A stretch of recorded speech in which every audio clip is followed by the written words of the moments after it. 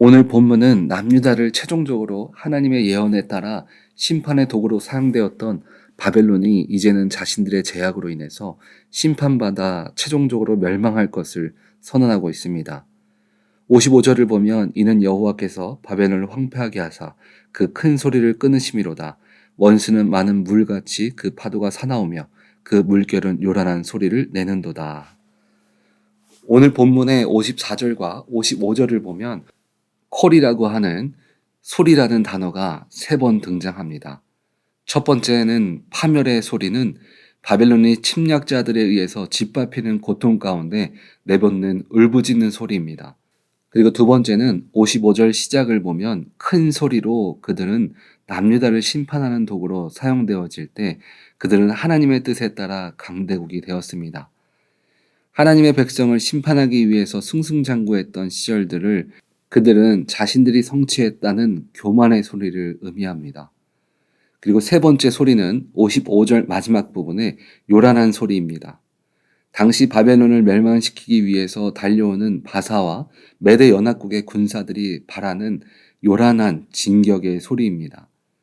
바벨론은 결국 하나님의 도구로 사용되어진 나라지만 죄와 교만으로 인한 심판을 비껴갈 수는 없었습니다. 56절을 보면 곧 멸망시키는 자 바벨론에 이르렀으리라. 그 용사들이 사로잡히고 그들의 활이 꺾이도다.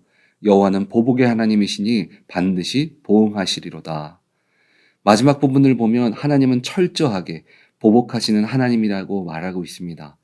오늘 말씀을 보면 그런 생각을 할 수도 있습니다. 하나님께서 사용하실 때는 언제고 이제 와서 나쁜 행동을 했다고 심판하십니까? 바벨론을 향한 하나님의 심판은 하나님의 변심이 아니라 공의의 하나님의 모습을 우리들에게 보여주고 있는 것입니다.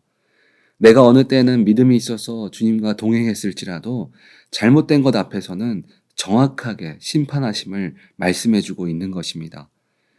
신앙은 과거의 공로를 인정받아서 지금의 죄를 용서받는 것이 아닙니다. 지금이나 예전이나 동일한 믿음과 삶으로 살아가는 모습을 우리는 가져야 합니다. 바벨론은 강대국입니다. 그곳에는 지혜 있는 사람도 있고 전쟁을 탁월하게 잘하는 장군들도 있습니다. 그들에게 두려울 것은 없었습니다.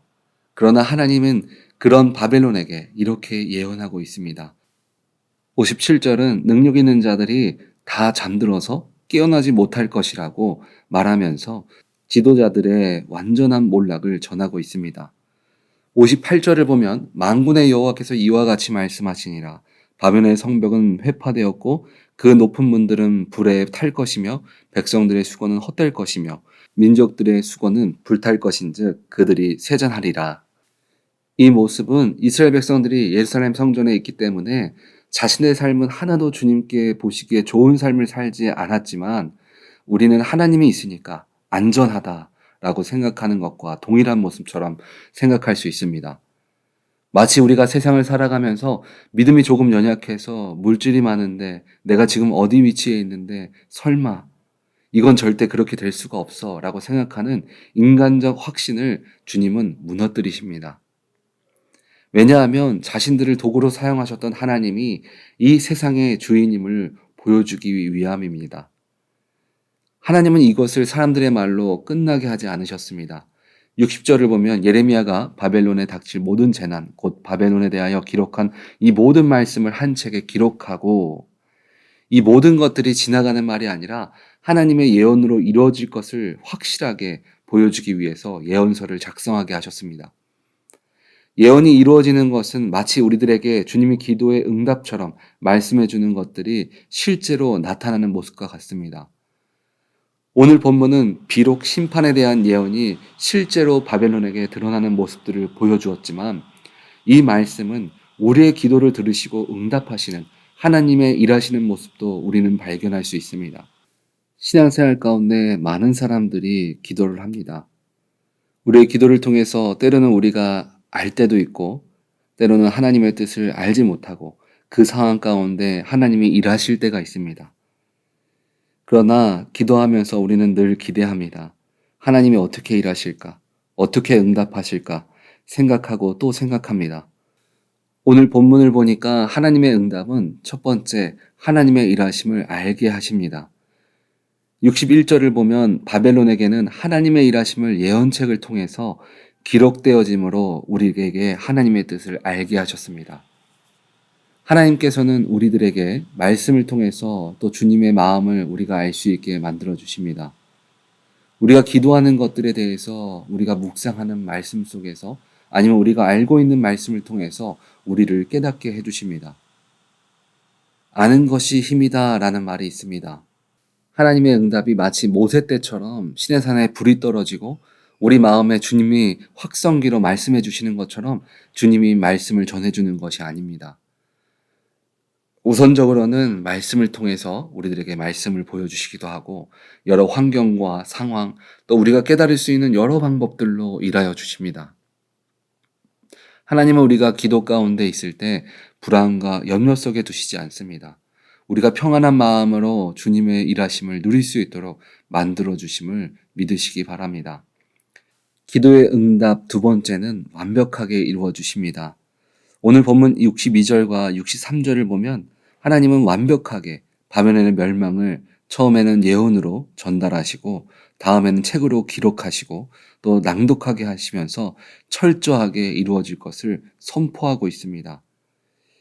저희 부부가 LA에서 사역을 할 때는 이 신혼부부 사역을 했었습니다. 그리고 매년 2박 3일 영성훈련하는 사역을 같이 하게 되었습니다. 그리고 와이프는 새로운 직장을 구해야 되는 그런 때가 있었습니다. 그래서 저희 부부는 아내가 직장을 구하기 위한 기도 제목을 구체적으로 정하고 기도를 시작했습니다.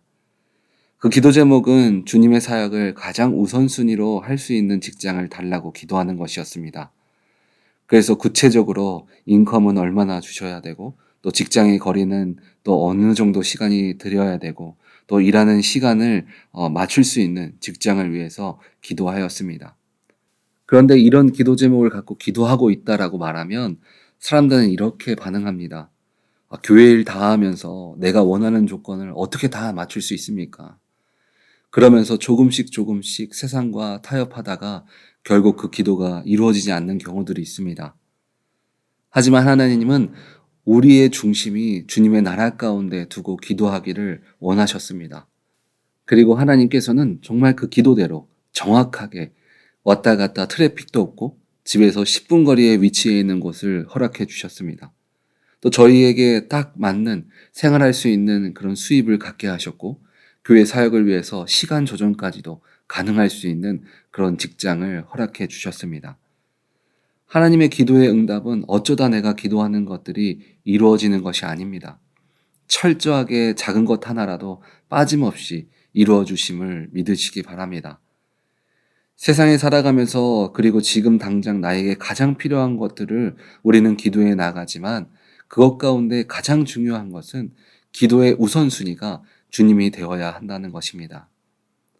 하나님은 기도의 응답을 우리들이 정확하게 알게 하십니다. 그리고 기도한 제목대로 철저하게 이루어 나가 주십니다.